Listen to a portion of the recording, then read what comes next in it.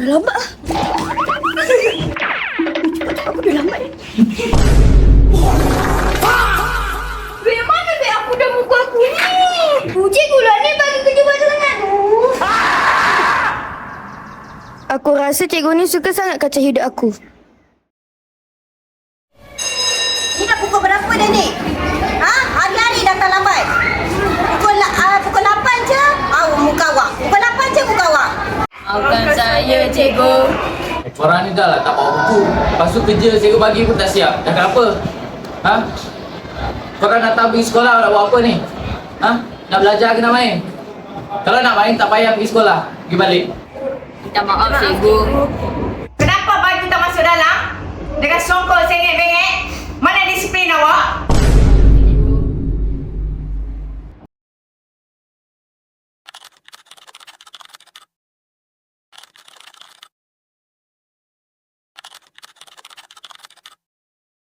Cikgu paling galak, Cikgu Syahimi. Cikgu paling garang, Cikgu Syahimi. Cikgu BM garang gila. Cikgu Fauzan selalu tak bagi PJ apa lah. Selalu marah kita orang. Tapi cikgu belanja air. Itu bagus. Terima kasih mau. Cikgu yang paling comel Ustaz Ulif. Betul. Kadang-kadang, kita nampak mereka garang. Tapi, kita tak nampak penat mereka.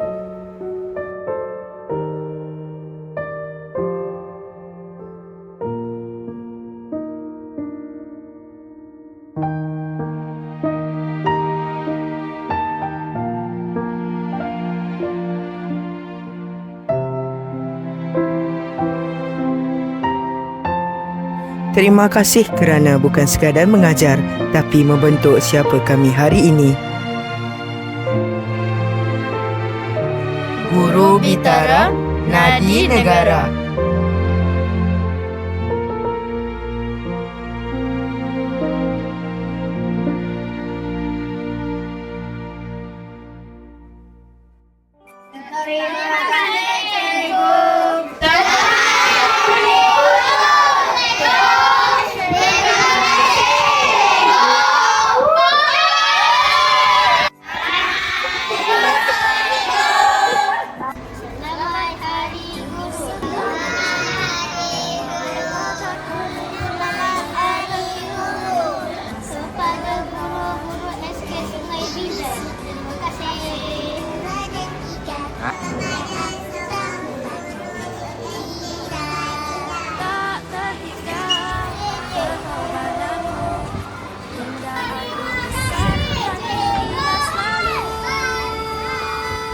Terima kasih.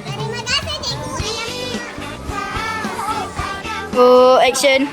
Guru Bitara, Nadi Negara. 教师节快乐！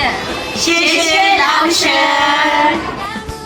لولا المربي ما عرفت ربي. تعلم فليس المرء يولد عالما. فليس أخو علم كمن هو جاهلا. يوم المعلمين السعيد.